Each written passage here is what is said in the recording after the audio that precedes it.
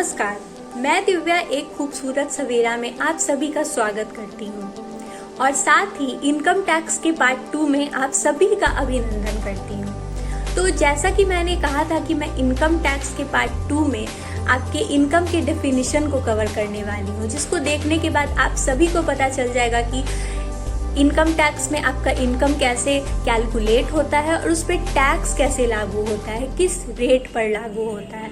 तो ये जानने के लिए आप इस वीडियो को पूरा देखें और मेरा रिक्वेस्ट है आप सबसे कि अगर आपने अभी तक मेरे चैनल को सब्सक्राइब नहीं किया है तो चैनल को सब्सक्राइब कर लें और बेल आइकन ज़रूर दबा लें ताकि आने वाले वीडियोस के नोटिफिकेशन आपके चैनल पे चले जाएं। जैसा कि आप जानते हैं कि मेरे पेज एक खूबसूरत सवेरा पर मैंने एक न्यू प्रोग्राम लॉन्च किया है जिसका नाम है बेसिक्स विद दिव्या। ये एक्चुअली में एक इनिशिएटिव है, अवेयरनेस का इनिशिएटिव, ताकि हम जागरूकता फैला सकें। बता दूं कि आने वाले वीडियोस में आप जानेंगे कुछ कॉन्स्टिट्यूशनल टॉपिक्स के बारे में, कुछ लॉज के बारे में जैसे फंडामेंटल लॉज और भी बहुत सारे लॉज, और साथ ही साथ मैं इंडिपेंडेंस के बाद के हिस्ट्री को भी, इंडिया के हिस्ट्री को भी कवर करने वाली हूँ। तो चलिए एक दिया जलाते हैं और इस दिए के साथ इस प्रोग्राम को हम सब मिलकर एक खूबसूरत सवेरा की जितनी भी फैमिली अभी तक आगे बढ़ाते हैं। तो आइए, तो इस दिए की रोशनी के साथ मैं भारत में आने वाली रोशनी की कामना करती हूँ और आप सब से इल्तिजा करती हूँ कि इस काम में मेरा सहयोग करें और मेरे पेज को आगे बढ़ाने में मेरी मदद करें। तो चलिए हम लोग अपना वीडियो शुरू करते हैं और आप इस वीडियो को पूरा देखें और शेयर करना नहीं भूलिएगा और please subscribe the channel. Thank you. Individual के इनकम को आज कंसिडर करते हैं। चलिए एक आम इंसान के इनकम को हम लोग लेकर चलते हैं एग्जाम्पल के तौर पर। तो सबसे पहले समझिए कि आपके इनकम को 5 भागों में सरकार ने बांट दिया है, जिसको कहा जाता है 5 हेड्स ऑफ इनकम। 5 भागों में बांट दिया जाता है, 1, 2, 3, 4 एंड 5। तो जिसमें सबसे पहले आता है सैलरीज। सबसे पहले क्या आता है? सैलरी। तो सैलरीज आता है अगर आप किसी कंपनी में एम्प्लॉय हैं, अगर आप किसी कंपनी में एम्प्लॉय हैं और वहां से आपको वेतन मिल रहा है तो वो आय आपका किसमें लेगी सरकार? किसमें लेगा इनकम टैक्स? सैलरीज में लेगा इनकम टैक्स। एम्प्लॉय का सैलरी, अगर आप एम्प्लॉय हैं किसी कंपनी में तो आपका आय किस हेड के अंदर जाएगा? सैलरीज के अंदर में जाएगा। दूसरा मैंने लिखा है income from house property. Income from house property का मतलब समझिएगा कि मान लीजिए आपका एक कोई घर है, एक कोई बिल्डिंग है या घर है जिसको आपने रेंट पर दिया हुआ है, तो आप उस रेंट से अगर कोई इनकम कमा रहे हैं तो आपका वो इनकम, आपका साल भर का इनकम कंप्यूटेशन के बाद किस हेड में जाएगा? इनकम फ्रॉम हाउस प्रॉपर्टी में जाएगा। तीसरा जानिएगा, तीसरा होता है profit and gains from business and profession.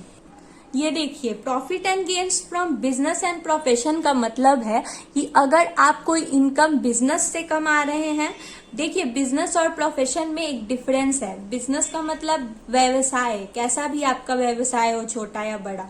तो बिजनेस का मतलब व्यवसाय, अगर आप अपने व्यवसाय से कोई इनकम कमा रहे हैं तब भी वो इसी हेड के अंदर जाएगा, इसी हेड के अंदर कैलकुलेट होगा।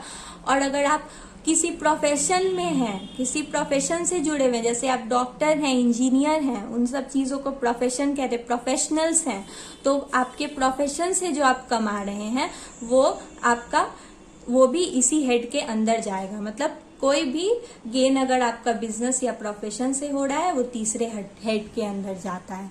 चौथा जो पार्ट है उसका नाम है कैपिटल गेन्स। क्या नाम है उसका? Capital gain.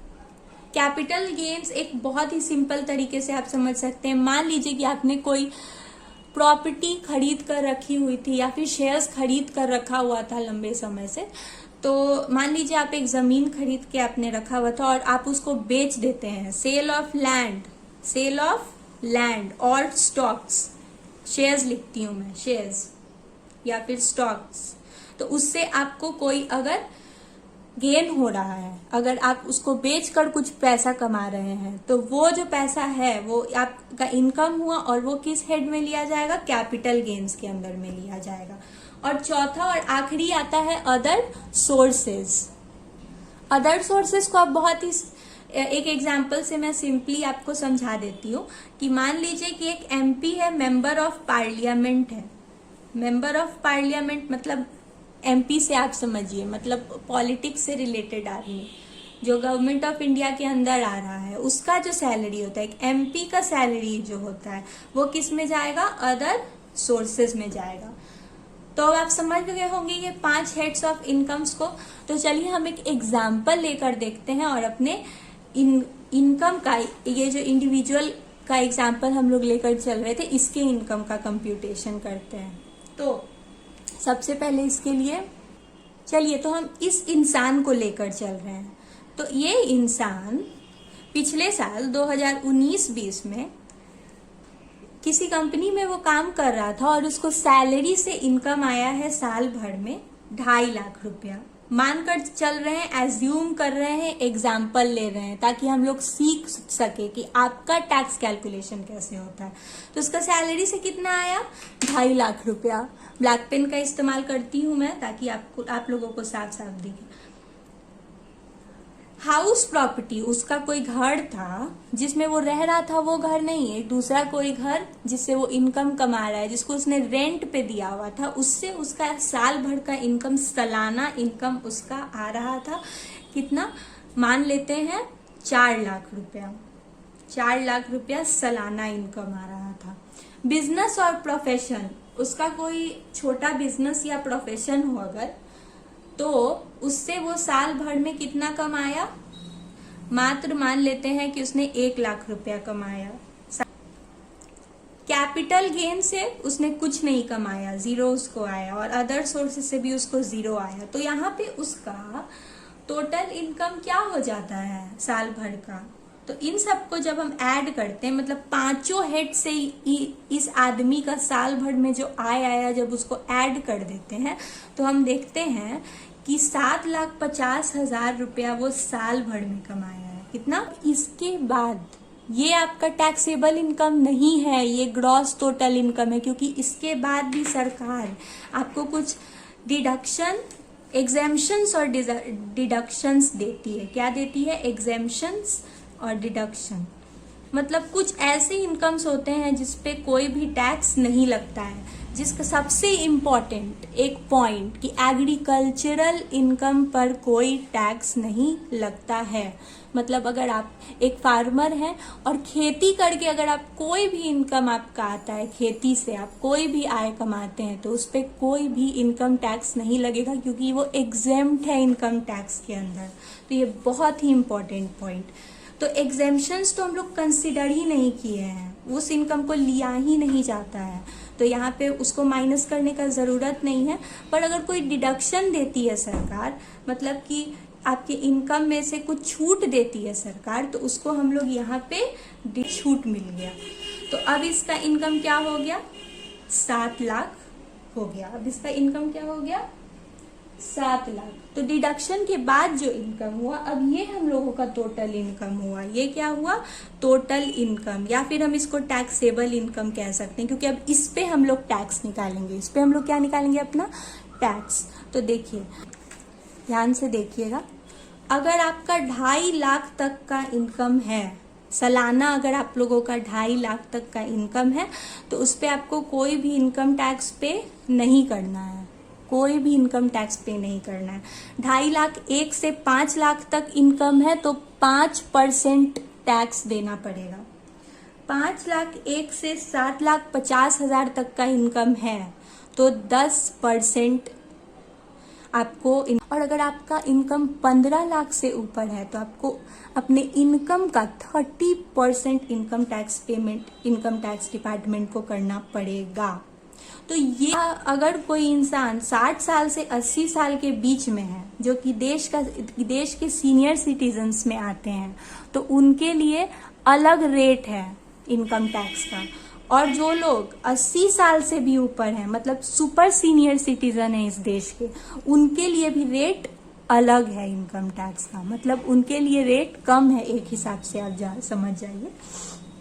तो ये मैं एक नॉर्मल सिटीजन की बात कर रही थी, जो कि ना कि सीनियर सिटीजन है ना कि सुपर सीनियर सिटीजन है, तो आप अपने आप को इसमें कंसिडर कर सकते हैं।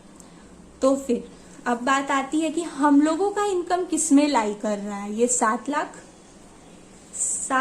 शायद इसमें लाई कर रहा है। 5 लाख 1 से लेके 7,50,000 वालों तो तक को कितना पेमेंट करना है, 10% का इनकम टैक्स पेमेंट करना है। मतलब हम लोग का जो टोटल इनकम है 7 लाख, इस पे हम लोग कितना टैक्स देंगे, इनकम टैक्स कितना देंगे, 7 लाख का 10%, 7 लाख का 10%। मतलब सालाना हम लोग का इनकम 7 लाख है इस इंसान का, तो फिर उसको कितना पेमेंट करना होगा साल में, 70,000 का इनकम टैक्स का पेमेंट करना होगा। पर अभी इसमें कुछ और पॉइंट बाकी है जो कि आप प्लीज जान लें। उतना डेप्थ में नहीं जाएंगे, पर मैं एक आइडिया देना चाहूंगी कि इसके बाद भी आपको कुछ रिबेट सरकार देती है। क्या देती है, रिबेट, जो कि लेस होता है और कुछ सरचार्ज ऐड होता है। तो रिबेट तब मिलता है, एक सेकेंड, अगर आपका इनकम 3.5 लाख से ज्यादा हो तो आपको 2500 का रिबेट सरकार देती है। तो मान लीजिए कि हम लोगों को भी यहाँ पे, इस पर्सन को भी यहाँ पे 2500 का रिबेट मिल गया माइनस, ठीक है। तो रिबेट सरकार कुछ देती है, वो आप चेक कर सकते हैं जाकर इंटरनेट पे। लेकिन आप एक बेसिक ज्ञान ले लीजिए कि रिबेट अगर यहाँ से लेस हो जाता है, जो टैक्स से लेस होता है, इनकम से नहीं, जो टैक्स हम लोग कैलकुलेट किए उससे रिबेट लेस होता है। और उसके बाद एक सरचार्ज ऐड होता है। क्या ऐड होता है, सरचार्ज। अब सरचार्ज के बाद एक होता है एडुकेशन सेस, उसका नाम होता है, जो कि ऐड होता है। पहले 3% था एडुकेशन सेस, पर अब 4% हो गया है। तो एडुकेशन सेस भी ऐड होता है, ये बस आप बेसिक एक समझ जाइए। तो इन सबको ऐड करने के बाद आपका टोटल टैक्स पेबल आता है। टोटल टैक्स पेबल आता है, क्या आता है, टोटल टैक्स पेबल, मतलब रिबेट माइनस करने के बाद, सरचार्ज, एडुकेशन सेस वगैरह ऐड करने के बाद। और टोटल टैक्स पेबल जो होता है, मान लीजिए आपका आ गया यहाँ पे, एज्यूम कर लीजिए कि आपका यहाँ पर आ गया एडुकेशन सेस रिबेट सबके बाद 65,000, तो इसमें से भी आपको अभी कुछ डिडक्शन मिल सकता है अगर आपने पहले से एडवांस टैक्स दिया हुआ हो। अगर पहले से आप कोई एडवांस टैक्स पेमेंट कर चुके हैं, मान लीजिए कि पहले से आप टीडीएस दे चुके हैं। टीडीएस का मतलब होता है टैक्स डिडक्टेबल एट सोर्स। मान लीजिए कि आप किसी कंपनी में एम्प्लॉय हैं और आपका एम्प्लॉयर आपको सैलरी देते समय उसी समय आपके सैलरी पे का टैक्स काट कर रख लेता है, तो वो TDS, tax deductible at source, total tax payable में से बाद में माइनस हो जाता है। मान लीजिए पहले से आपने पेमेंट कर रखा है कितने का, 10,000 का,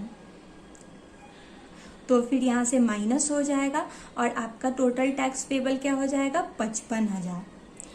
तो ये था कैसे आपका इनकम टैक्स कंप्यूट होता है। और सबसे मेन जान लीजिए कि आपका कितना टोटल इनकम होगा सालाना, तो कितना रेट लगेगा टैक्स का। तो इस वीडियो को पूरा देखने के लिए धन्यवाद।